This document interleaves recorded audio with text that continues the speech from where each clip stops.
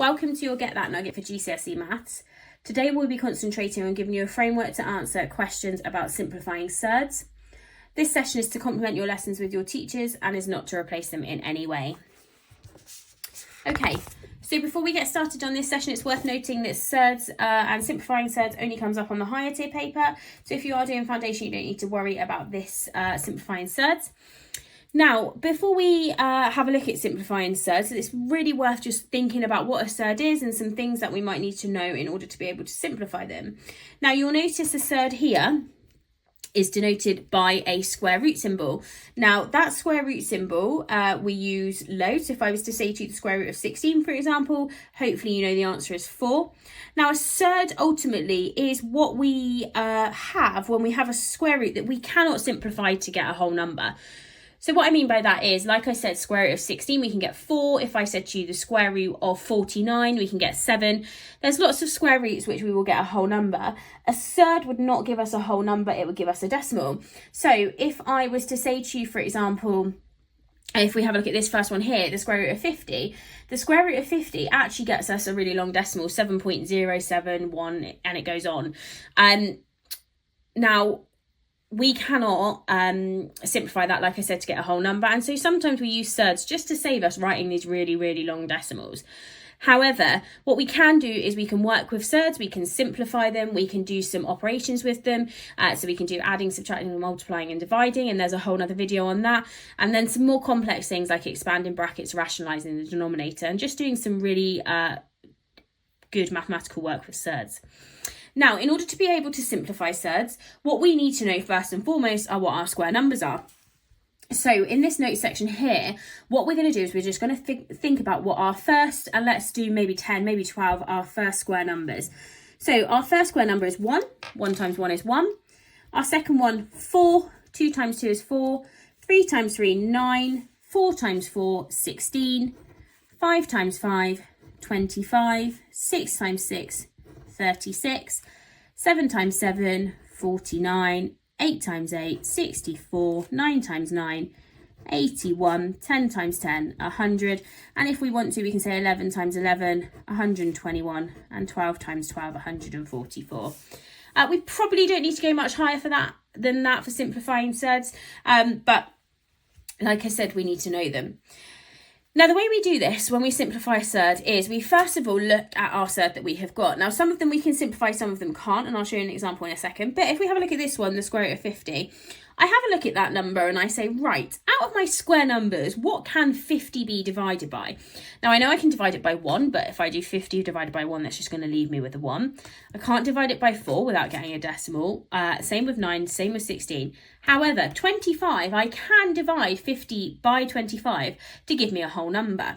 And so what I do is I take my square root of 50 and I rewrite it as the square root of 50 is the same as 25 times by 2, because actually 50 is the same as 25 lots of 2, or 2 lots of 25. It's exactly the same thing. Okay, so all I've done is I've just rewritten 50 as 25 times by 2. Now, the reason I have to use my square numbers is because then what's going to happen is I'm going to square root this 25 part. So this is also the same as the square root of 25 times by the square root of 2. And then all I can do is I can say, well, I know that the square root of 25 is 5. So I've got 5 times root 2, but as you know, generally when we're dealing with lots of things in maths, we don't write the times sign. So I can just write that as 5 root 2. And that will be considered to be my simplified surd. And the reason it's simplified is because root 2, we cannot simplify any further. So root 2 can only be divided here by 1. That is not going to simplify this surd any further for me. Okay, so let's have a look at another one then. So here, simplify root 20. Now, root 20, again, I look at my square numbers and I think, which of these can it be divided by? Now, I can divide by 1, doesn't really help me, but I can also divide root 20 by 4.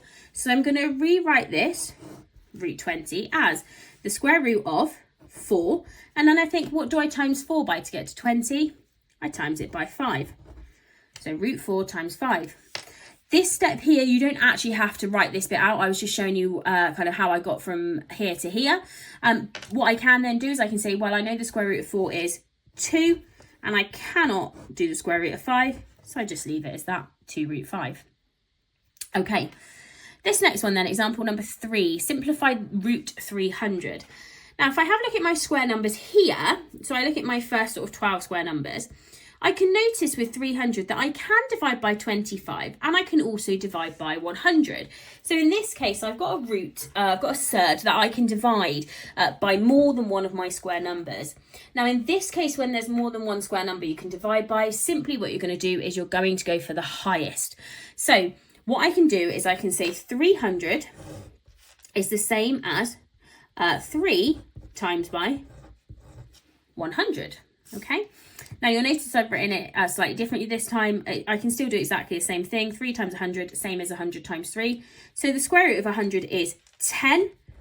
I can't do the square root of 3, so I just need to leave that bit as a root. So ultimately what you're doing is you're taking your number, you're breaking it down into 2 things that multiply together to get that, so 2 of its factors, with one of those factors being a square number, okay? And then the one that is a square number, you're just doing the square root of it. So in this case, the square root of 100 got me 10. And then I could not do root 3, so I leave it as that. Okay, let's have a look at some slightly different examples here.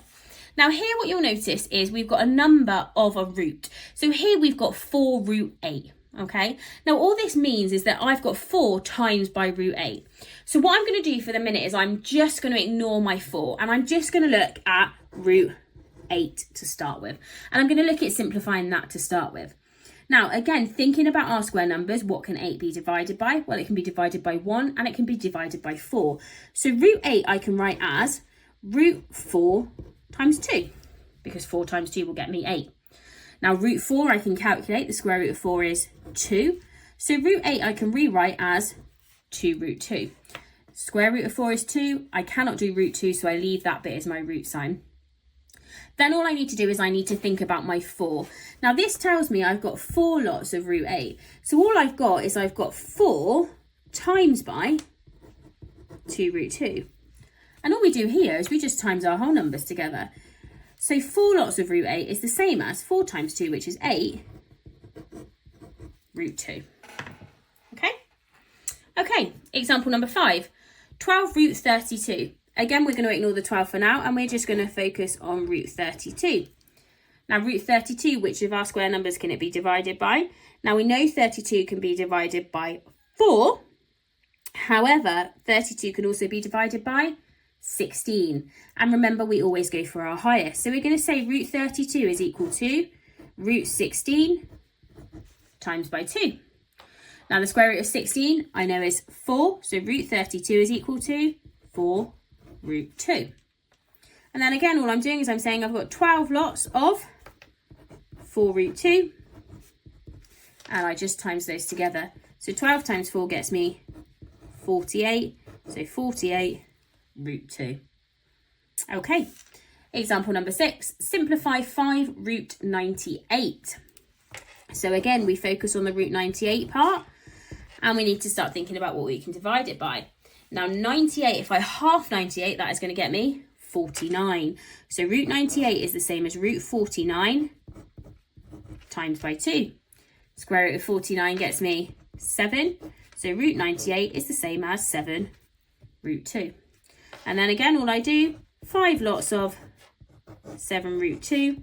So 5 root 98 can simplify to 35 root 2.